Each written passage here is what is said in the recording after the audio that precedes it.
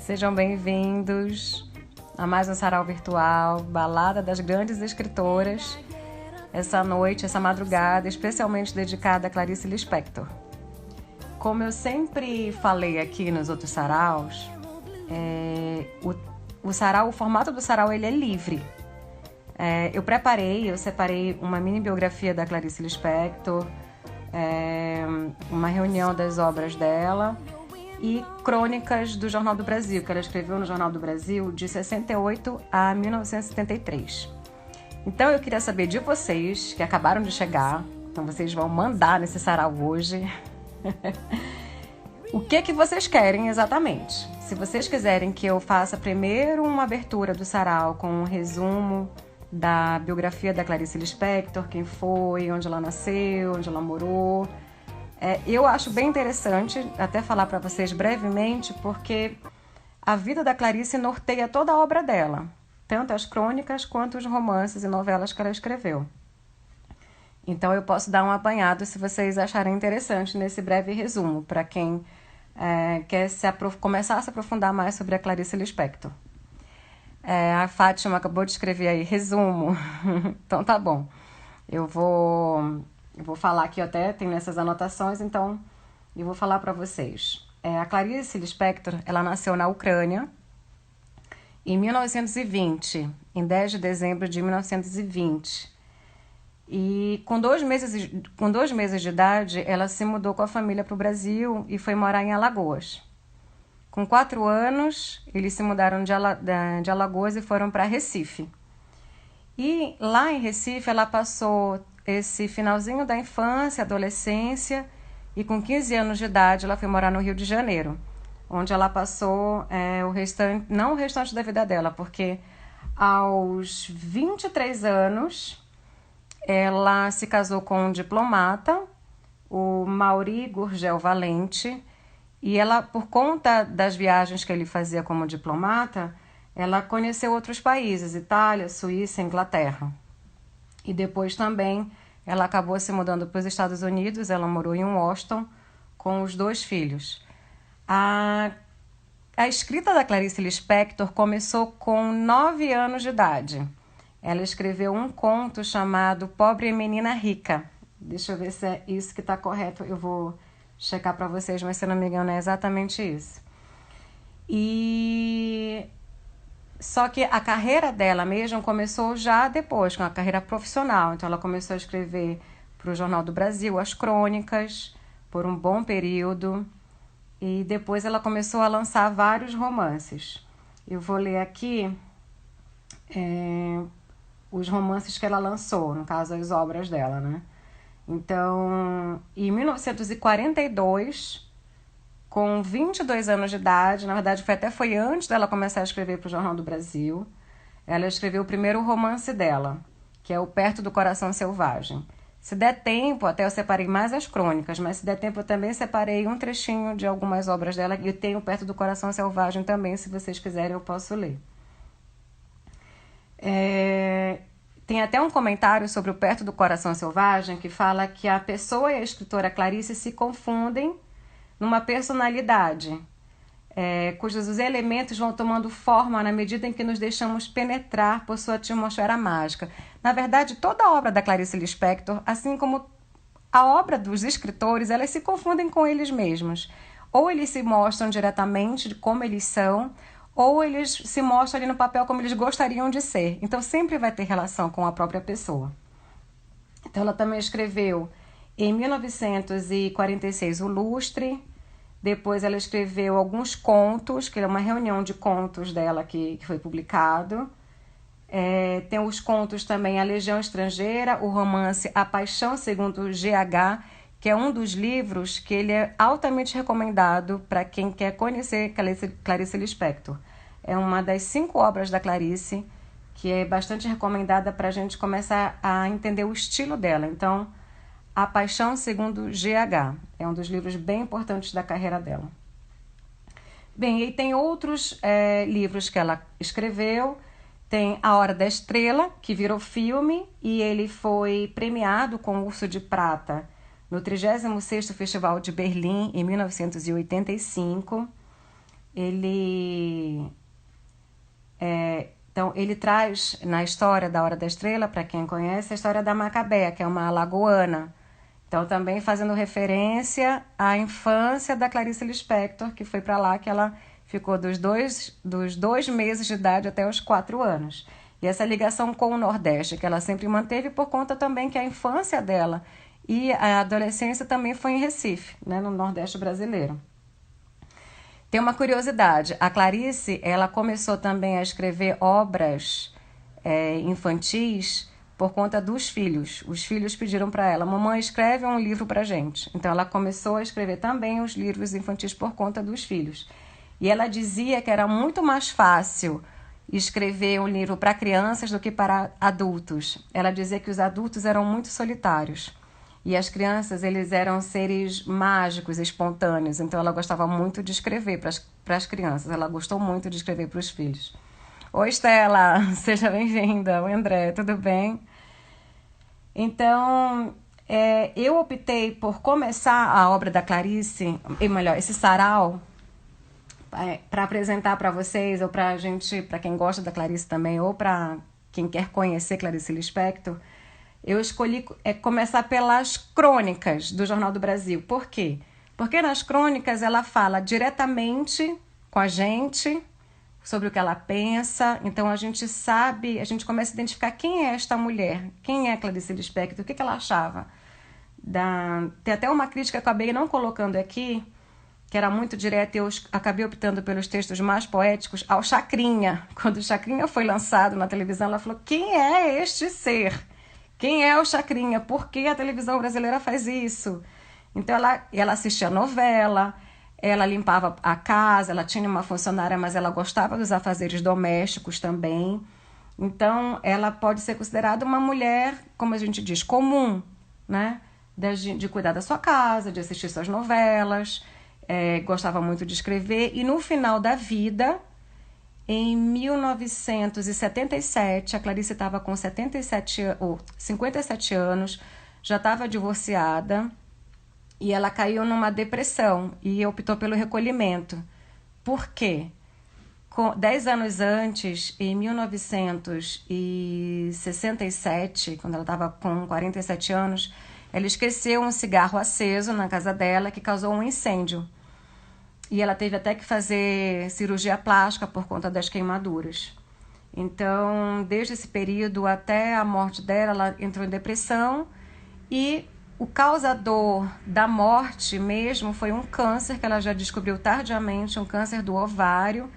E quando ela descobriu, já estava em metástase, então o organismo já estava todo comprometido, infelizmente. Então, dando um breve resumo sobre a vida da Clarice, é isso. Ela nasceu em 1920, né? Ela morreu em 10 de dezembro de 1920 e ela morreu em 9 de dezembro de 1977. Então, com 57 anos. Então, esse ano, 2020, já é o centenário de nascimento da Clarice Lispector. E eu não sei se tem algum artista fazendo alguma coisa que vai fazer alguma homenagem, mas eu fiquei bastante tentada em fazer alguma coisa além desse sarau para homenagem a Clarice Lispector. Bem, eu vou começar então agora, para a gente ver se a gente consegue bastante tempo aí de fazer as crônicas e mais um trechinho de algumas obras da Clarice. Vou começar então. Quando se formou na universidade, Fátima? Vamos lá. Vocês podem ficar livres para comentar. Eu vou começar então com as crônicas do Jornal do Brasil. As crianças chatas. Não posso pensar na cena que visualizei e que é real. O filho está de noite com dor de fome e diz para a mãe: estou com fome, mamãe. Ela responde com doçura: dorme. E diz: mas estou com fome. Ela insiste: durma. Ele diz: não posso, estou com fome. Ela repete exasperada: durma. Ele insiste: Ela grita com dor: durma, seu chato! Os dois ficam em silêncio no escuro, imóveis. Será que ele está dormindo? Pensa ela toda acordada. E ele está amedrontado demais para se queixar. Na noite negra, os dois estão despertos, até que, de dor e cansaço, ambos cochilam no ninho da resignação. E eu não aguento a resignação. Ah, como devoro com fome e prazer a revolta.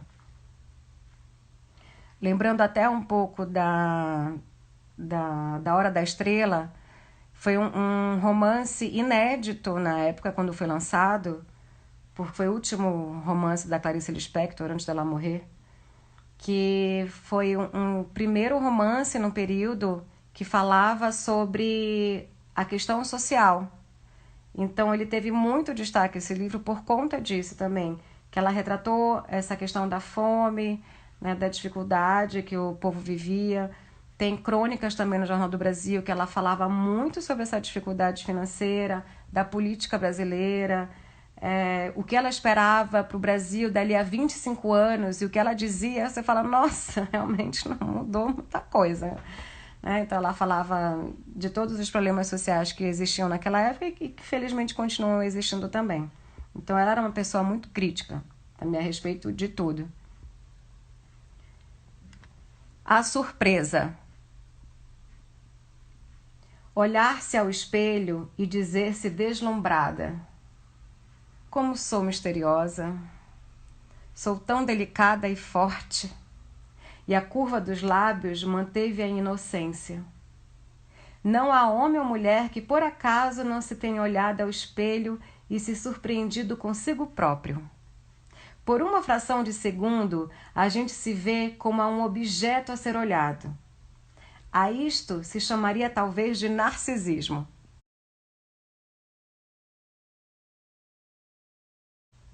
Mas eu chamaria de alegria de ser. Alegria de encontrar na figura exterior os ecos da figura interna. Ah, então é verdade que eu não me imaginei. Eu existo. Tem algumas crônicas que ela escreveu para o Jornal do Brasil que são bem curtinhas mesmo, e outras já são maiores. Brincar de pensar. A arte de pensar sem riscos. Não fossem os caminhos de emoção a que leva o pensamento, pensar já teria sido catalogado como um dos modos de se divertir. Não se convidam amigos para o jogo por causa da cerimônia que se tem em pensar. O melhor modo é convidar apenas para uma visita. E, como quem não quer nada, pensa-se junto no disfarçado das palavras. Isso enquanto jogo leve. Pois para pensar fundo, que é o grau máximo do hobby, é preciso estar sozinho. Porque entregar-se a pensar é uma grande emoção. E só se tem coragem de pensar na frente de outrem quando a confiança é grande, a ponto de não haver constrangimento em usar, se necessário, a palavra de outrem. Além do mais, exige-se muito de quem nos assiste pensar, que tenha um coração grande, amor, carinho e a experiência de também se ter dado ao pensar.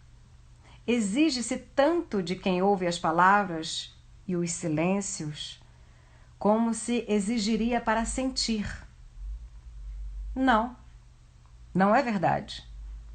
Para sentir, exige-se mais. Bom, mas quanto a pensar como divertimento, a ausência de riscos o põe ao alcance de todos. Algum risco tem, é claro. Brinca-se e pode-se sair de coração pesado. Mas, de um modo geral, uma vez tomados os cuidados intuitivos, não tem perigo. Como hobby, apresenta a vantagem de ser por excelência transportável, embora no seio do ar ainda seja melhor, segundo eu. Em certas horas da tarde, por exemplo, em que a casa cheia de luz mais parece esvaziada pela luz, enquanto a cidade inteira estremece trabalhando e só nós trabalhamos em casa, mas ninguém sabe.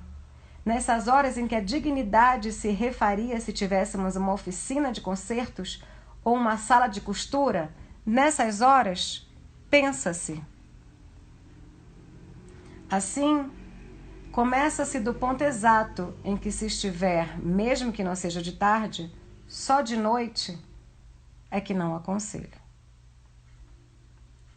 Uma vez, por exemplo, no tempo em que mandávamos roupa para lavar fora, eu estava fazendo o rol. Talvez por hábito de dar título ou por súbita vontade de ter caderno limpo, como em escola, escrevi rol de... E foi nesse instante que a vontade de não ser séria chegou. Este é o primeiro sinal do animus brincandi em matéria de pensar como hobby. Pensar como hobby. E escrevi esperta, rol de sentimentos. O que eu queria dizer com isto tive que deixar para ver depois. Outro sinal de se estar em caminho certo é o de não ficar aflita por não entender. A atitude deve ser: não se perde por esperar. Não se perde por não entender. Então comecei uma listinha de sentimentos dos quais não sei o nome. Se recebo um presente dado com carinho por pessoa de quem não gosto, como se chama o que sinto?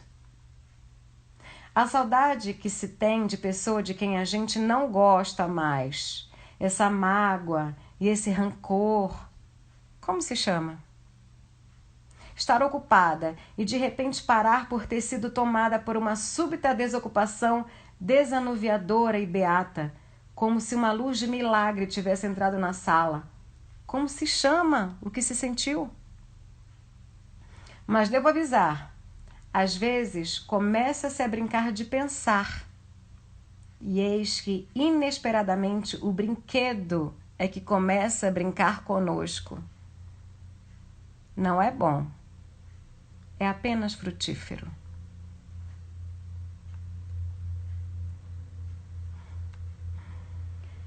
Vitória nossa. O que temos feito de nós, e é isso considerado vitória nossa de cada dia. Não temos amado acima de todas as coisas. Não temos aceito o que não se entende porque não queremos ser tolos. Temos amontoado coisas e seguranças por não nos termos nem aos outros. Não temos nenhuma alegria que já tenha sido catalogada. Temos construído catedrais e ficado do lado de fora, pois as catedrais que nós mesmos construímos tememos que sejam armadilhas. Não nos temos entregue a nós mesmos, pois isso seria o começo de uma vida larga e talvez sem consolo. Temos evitado cair de joelhos diante do primeiro que por amor diga: teu medo. Temos organizado associações de pavor sorridente, onde se serve a bebida com soda. Temos procurado salvar-nos, mas sem usar a palavra salvação, para não nos envergonharmos de ser inocentes. Não temos usado a palavra amor, para não termos de reconhecer sua contextura de amor e de ódio. Temos mantido em segredo a nossa morte. Temos feito arte por não sabermos como é outra coisa. Temos disfarçado com amor nossa indiferença, disfarçado nossa indiferença com angústia, disfarçado com um pequeno medo o grande medo maior. Não temos adorado por termos a sensata mesquinhez de nos lembrarmos a tempo dos falsos deuses. Não temos sido ingênuos para não rirmos de nós mesmos e para que no fim do dia possamos dizer: pelo menos não fui tolo. E assim não chorarmos antes de apagar a luz. Temos tido a certeza de que eu também e vocês todos também, e por isso todos, sem saber, se amam. Temos sorrido em público do que não sorrimos quando ficamos sozinhos. Temos chamado de fraqueza a nossa candura. Temos nos temido um ao outro, acima de tudo. E a tudo isso, temos considerado a vitória nossa de cada dia.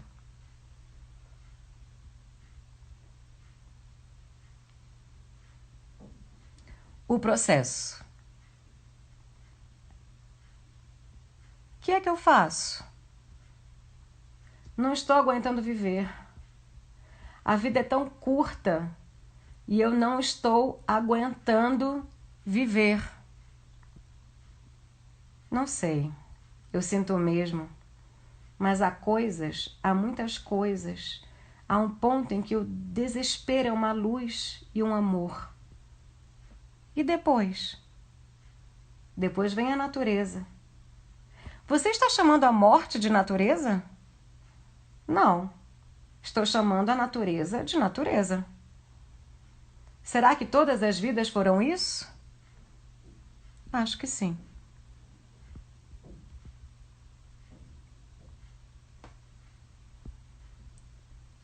Amor e morredouro. Ainda continuo um pouco sem jeito na minha nova função daquilo que não se pode chamar propriamente de crônica. E além de ser neófita no assunto, também o sou em matéria de escrever para ganhar dinheiro. Já trabalhei na imprensa como profissional sem assinar. Assinando, porém, fico automaticamente mais pessoal. E sinto-me um pouco como se estivesse vendendo minha alma. Falei nisso com um amigo que me respondeu: mas escrever é um pouco vender a alma. É verdade.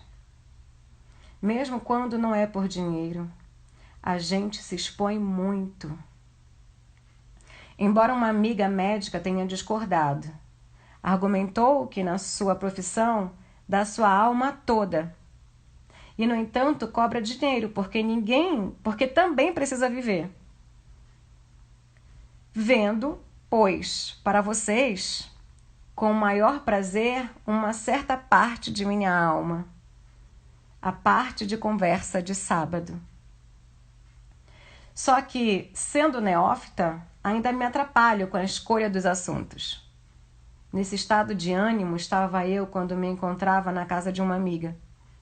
O telefone tocou, era um amigo mútuo. Também falei com ele, e é claro, anunciei-lhe que minha função era escrever todos os sábados. E sem mais nem menos perguntei: o que mais interessa às pessoas? As mulheres, digamos.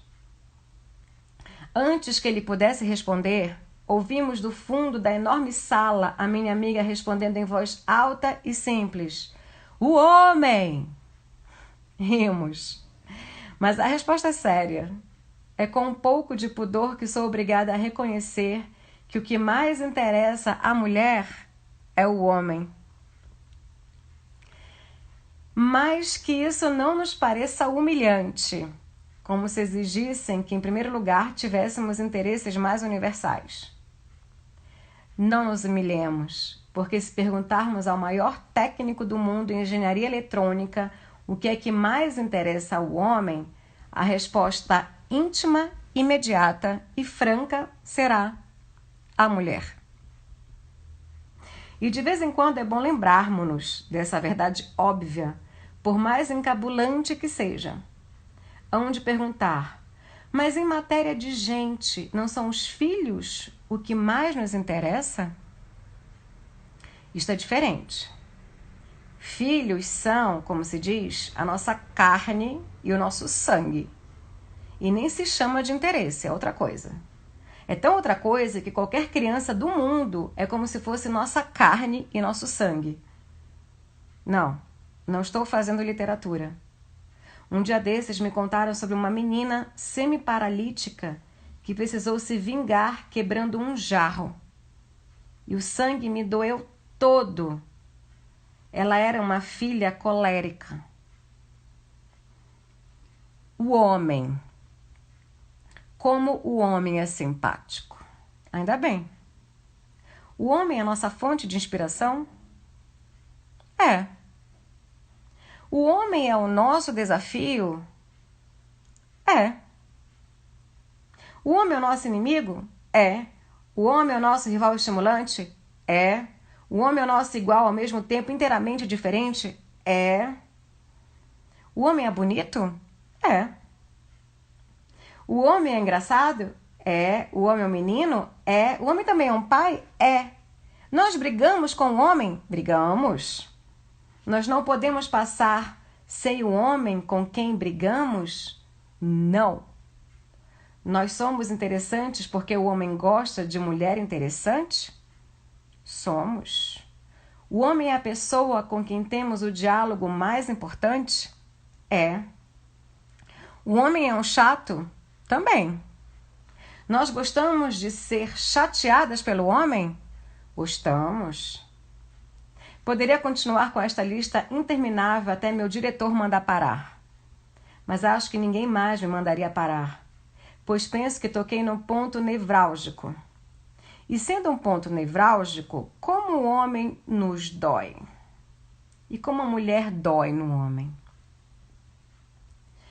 Com a minha mania de andar de táxi, entrevisto todos os choferes com quem viajo.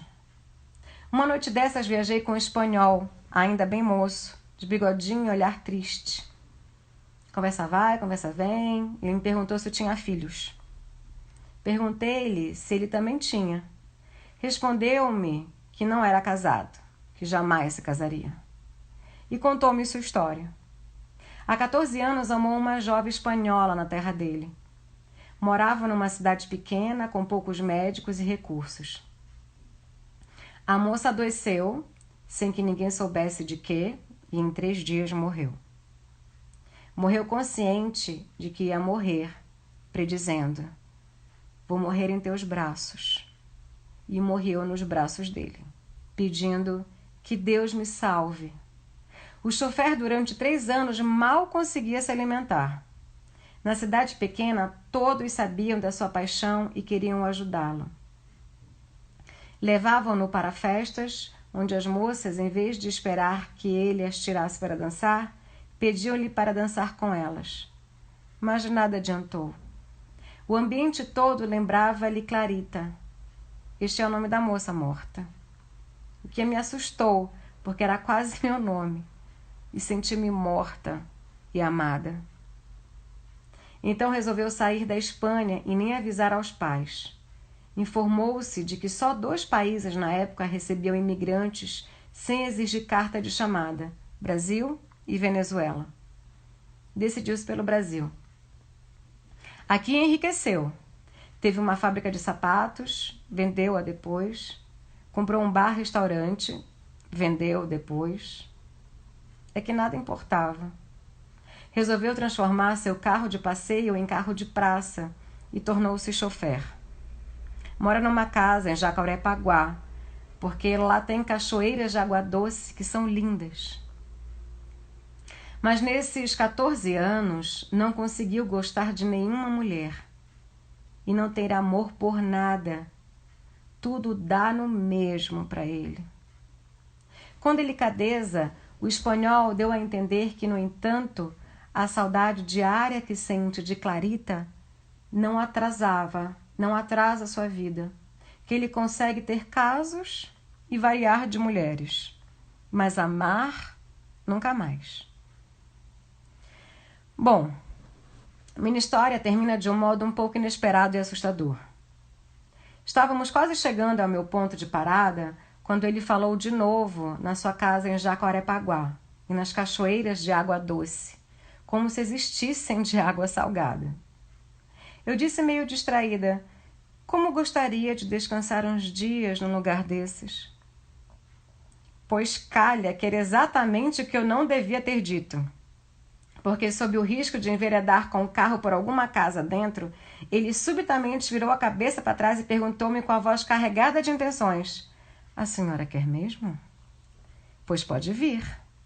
Nervosíssima com a repentina mudança de clima, ouvi-me responder depressa e alto que não podia porque ia me operar e ficar muito doente. D'agora em diante, só entrevistarei os choferes bem velhinhos.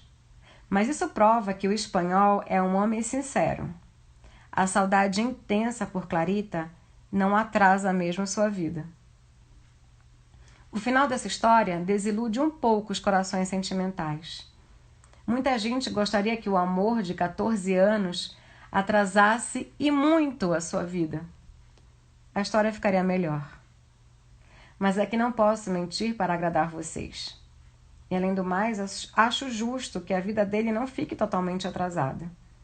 Já basta o drama de não conseguir amar ninguém mais. Esqueci de dizer que ele também me contou histórias de negócios comerciais e de desfalques.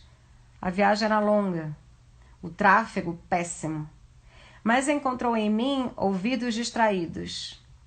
Só o que se chama de amor e morredouro tinha me interessado. Agora estou me lembrando vagamente do desfalque.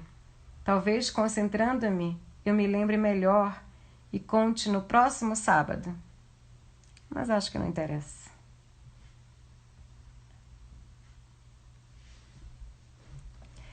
Prece por um padre.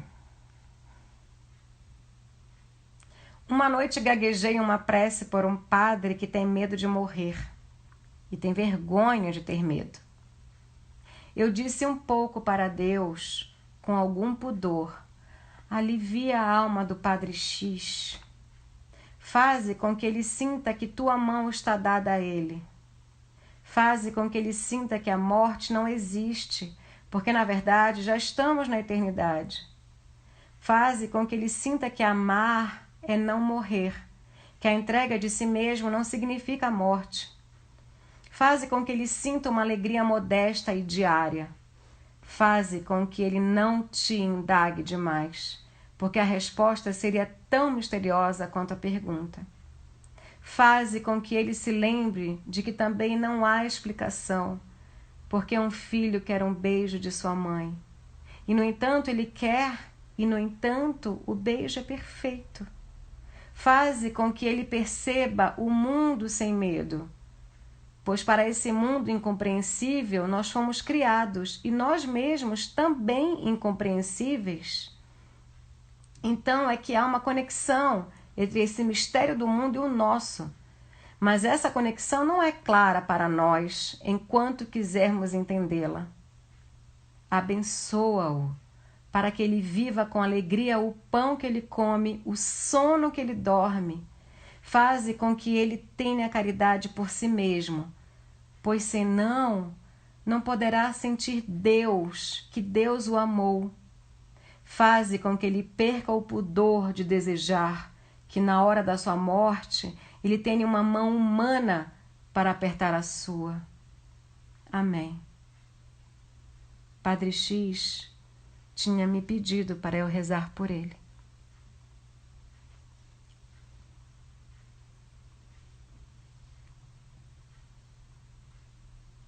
Não sentir. O hábito tem-lhe amortecido as quedas, mas sentindo menos dor, perdeu a vantagem da dor como aviso e sintoma. Hoje em dia vive incomparavelmente mais sereno, porém em grande perigo de vida. Pode estar a um passo de estar morrendo, a um passo de já ter morrido, e sem o benefício de seu próprio aviso prévio. Ir para. Esta noite um gato chorou tanto que tive uma das mais profundas compaixões pelo que é vivo. Parecia dor. E em nossos termos humanos e animais era. Mas seria dor ou era ir? Ir para? Pois o que é vivo vai para.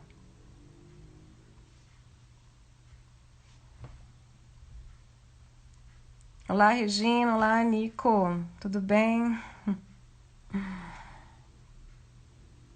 Vou continuar aqui, então, para quem chegou agora. Essas são as crônicas da Clarice Lispector, que ela escreveu para o Jornal do Brasil. Se der tempo ainda essa noite, eu ainda leio também trechos de alguns romances que ela publicou.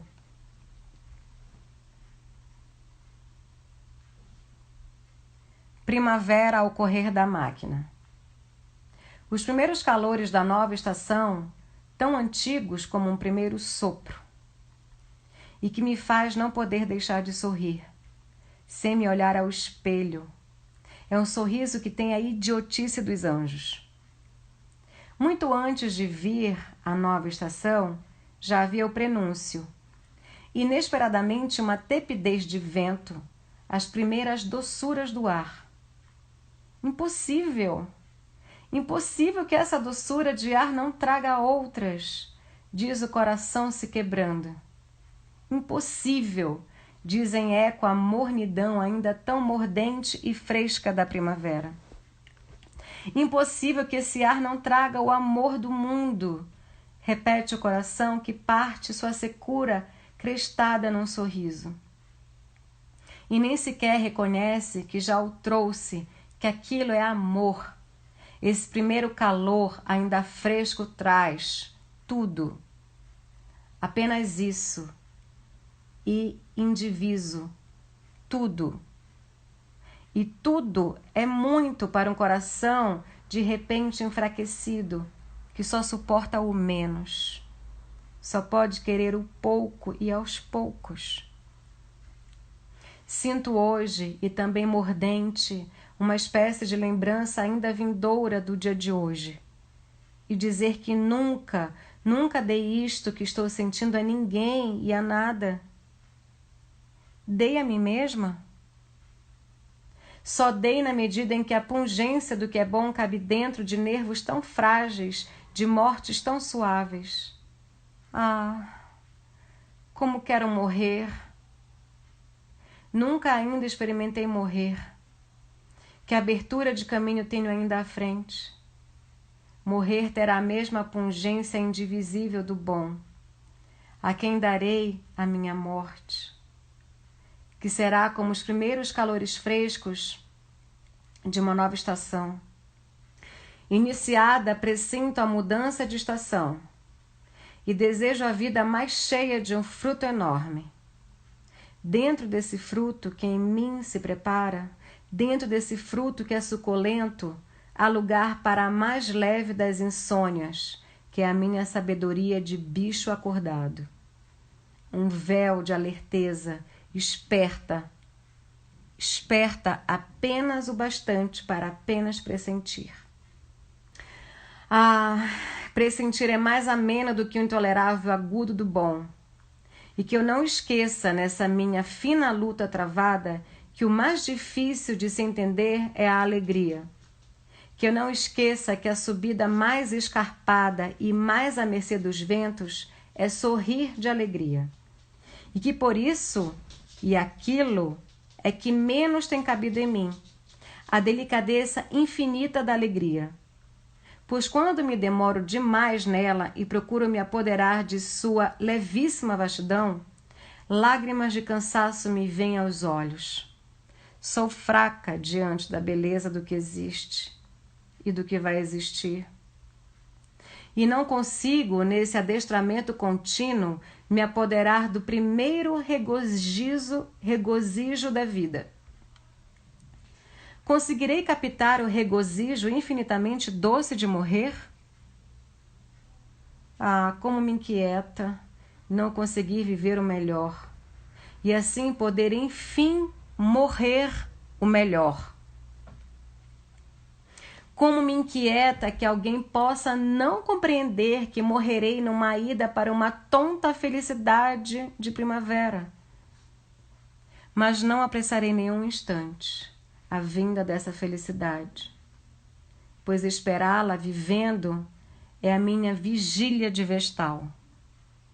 Dia e noite não deixo apagar-se a vela para prolongá-la na melhor das esperas.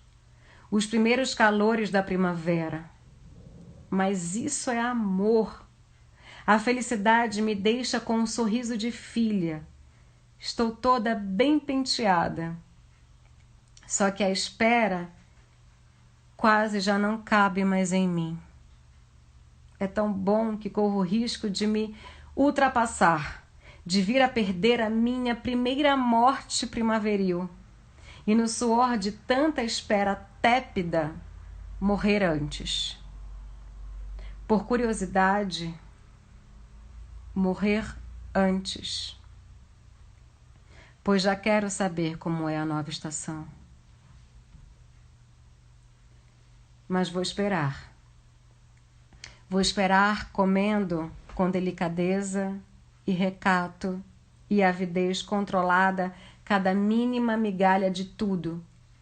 Quero tudo, pois nada é bom demais para minha morte, que é a minha vida tão eterna que hoje mesmo ela já existe e já é.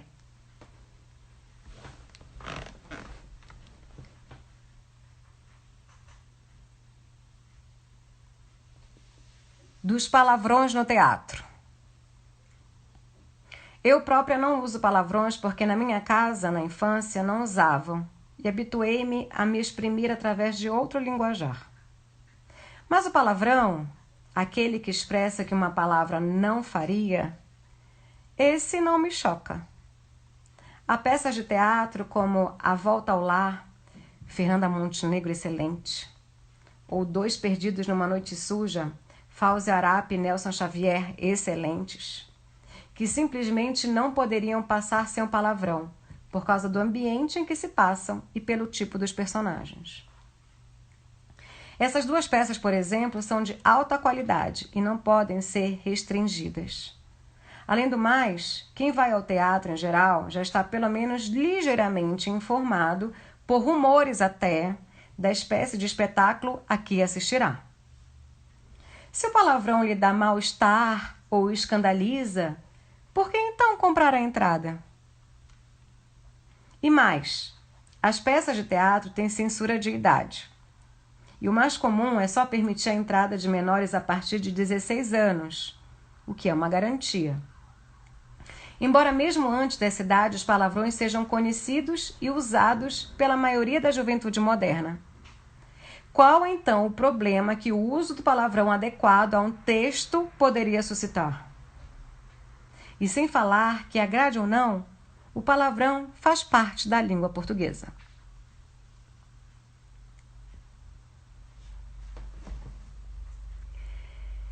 Dies irae.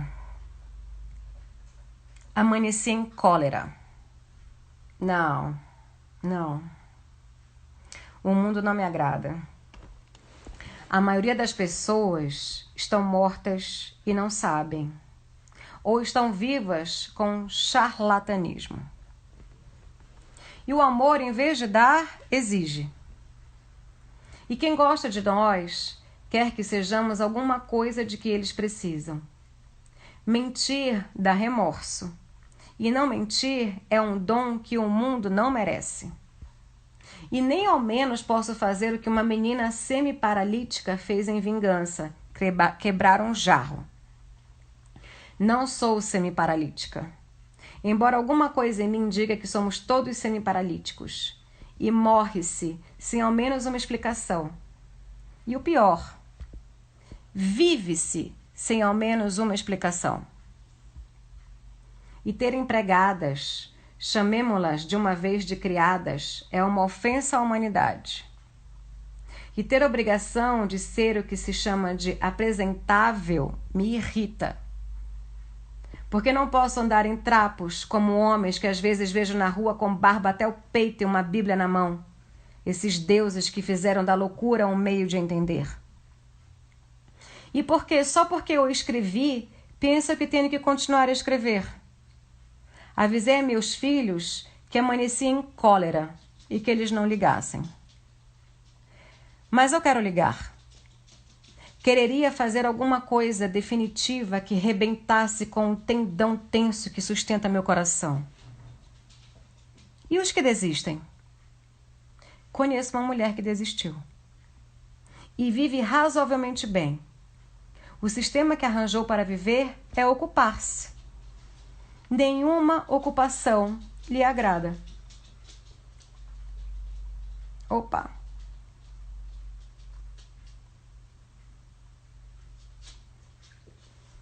Nenhuma ocupação lhe agrada. Nada do que eu já fiz me agrada. E o que eu fiz com o amor estraçalhou-se. Nem amar eu sabia. Nem amar eu sabia. E criaram o Dia dos Analfabetos.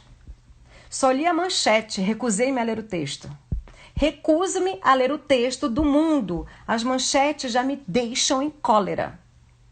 E comemora-se muito, e guerreia-se o tempo todo um mundo de semiparalíticos, e espera-se inutilmente o milagre. E quem não espera o milagre está ainda pior, ainda mais jarros precisaria quebrar. E as igrejas estão cheias dos que temem a cólera de Deus e dos que pedem a graça, que seria o contrário da cólera. Não tenho pena dos que morrem de fome. A ira é o que me toma, e acho certo roubar para comer. Acabo de ser interrompida por telefonema de uma moça chamada Teresa, que ficou muito contente de eu me lembrar dela. Lembro-me, era uma desconhecida que um dia apareceu no hospital durante os quase 3 meses onde passei para me salvar do incêndio. Ela se sentara, ficaram um pouco calada, falaram um pouco, depois foram embora. E agora me telefonou para ser franca, que eu não escreva no jornal nada de crônicas ou coisas parecidas. Que ela e muitos querem que eu seja eu própria, mesmo que remunerada para isso. Que muitos têm acesso a meus livros e que me querem como sou no jornal mesmo. Eu disse que sim, em parte porque também gostaria que fosse sim, em parte para mostrar a Teresa que não me parece semiparalítica, que ainda se pode dizer sim.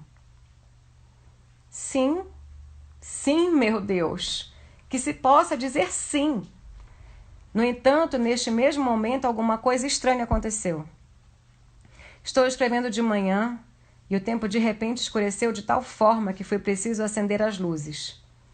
E o outro telefonema veio de uma amiga, perguntando-me, espantada, se aqui também tinha escurecido.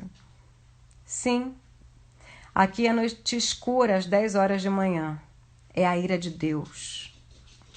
E se essa escuridão se transformar em chuva, que volte o dilúvio, mas sem a arca. Nós que não soubemos fazer um mundo onde viver e não sabemos na nossa paralisia como viver. Porque se não voltar o dilúvio, voltarão Sodoma e Gomorra, que era a solução. Por que deixar entrar na arca um par de cada espécie? Pelo menos o par humano não tem dado, senão filhos. Mas não há outra vida, aquela que não existindo me fez amanhecer em cólera. Teresa, quando me visitou no hospital, viu-me toda enfaixada e imobilizada. Hoje você me veria mais imobilizada ainda. Hoje sou a paralítica e a muda. E se tento falar, sai um rugido de tristeza. Então não é cólera apenas? Não. É tristeza também.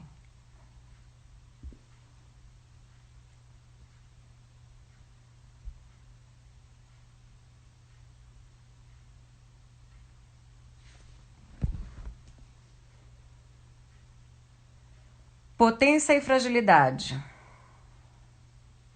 E de repente aquela dor intolerável no olho esquerdo, este lacrimejando e o mundo se tornando turvo e torto. Pois fechando um olho, o outro automaticamente se entrefecha.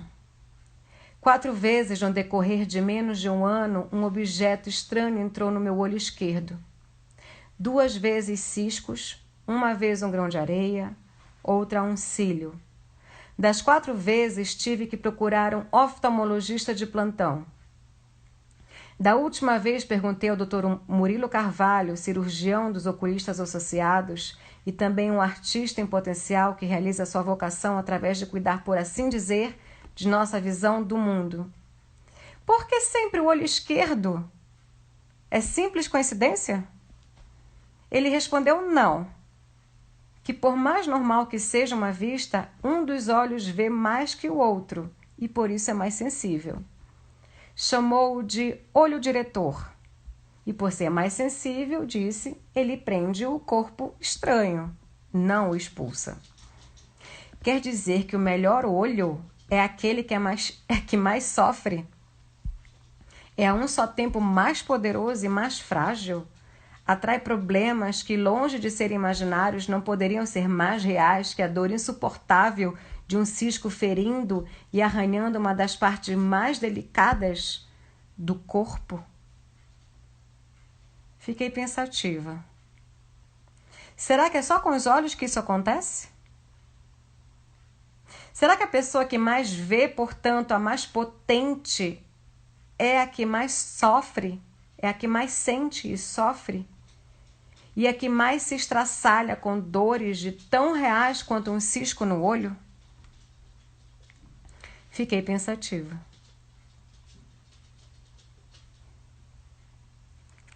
O Nicolas perguntou aqui qual a escola literária da Clarice, né? Na verdade, Nicolas, ela revolucionou a escrita.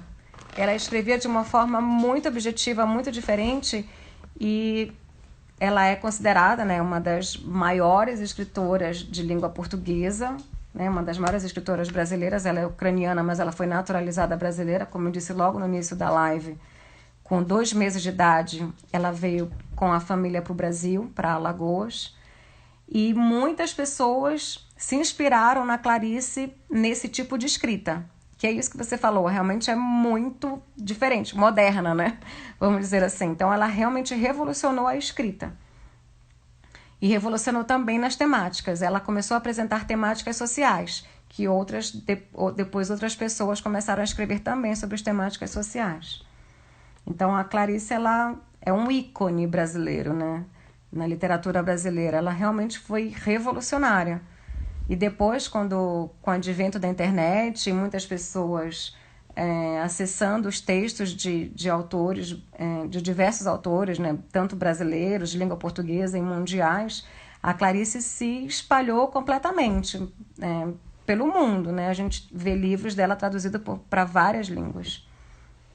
Então, ela foi ela ainda, se a gente olhar a escrita dela hoje, você fala, nossa, que escrita super atual. Ela realmente escreveu isso quando? Agora, né? Então, até o que ela escrevia é muito... A gente encontra isso hoje ainda, né? Na nossa realidade, tanto do cotidiano quanto da política, dessa parte social também do nosso país. Então, a escrita da Clarice está muito atual, tanto pela própria conjuntura política econômica que não teve toda essa revolução no país, eu não quero nem entrar em campo político, mas por conta disso tudo, do contexto que a gente vive até hoje, a escrita dela ainda tanto em estilo quanto no que ela escreve, né? No assunto dela, é muito atual. Exatamente, Fátima, atualíssima, realmente. Suíte da Primavera Suíça. Continuando aqui com as crônicas da Clarice. Inverno de Berna, em túmulo a se abrir. E eis o campo, eis 1000 ervas, folhas novas, folhas como vos separar do vento. Um espirro e depois outro. Espirros da primavera, resfriada e atenta atrás da vidraça. Fios de aranha nos dedos, o poço revelado no jardim. Mas que perfume de aço novo vem das miúdas flores amarelas e amarelinhas. Folhas, folhas, como vos separar da brisa? Onde me esconder nesta aberta claridade? Perdi meus cantos de meditação, mas se ponho o vestido branco e saio, na luz ficarei perdida. Gente, tem 1 minuto e 43 segundos para eu encerrar essa live.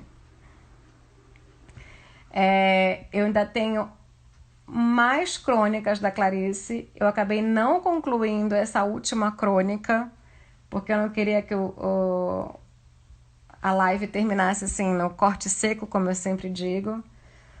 Eu acho que se vocês quiserem, a gente pode fazer uma nova live num outro dia, para não estender o tempo, que eu sei que madrugada é mais complicado.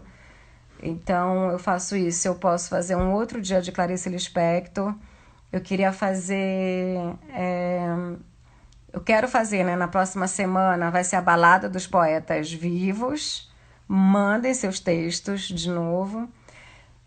Depois, daqui a 15 dias, vai ser de novo uma outra grande escritora.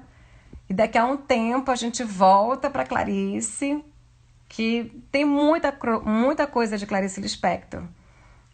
Daria para fazer aqui 2 horas de Clarice Lispector e não ia ter tempo suficiente.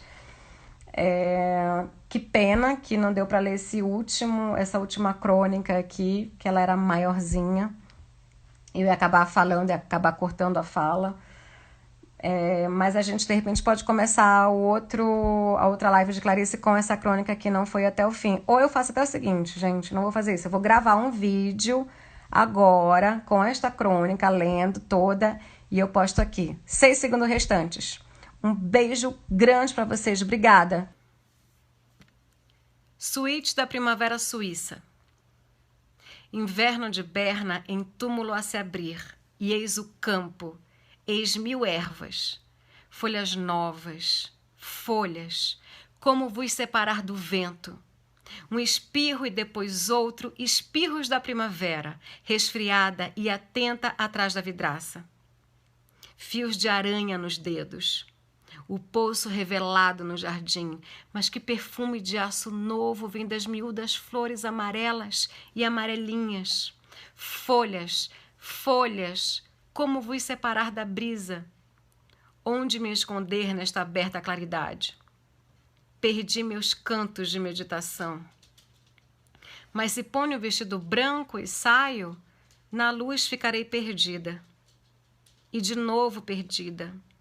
E no salto lento para o outro plano, de novo perdida.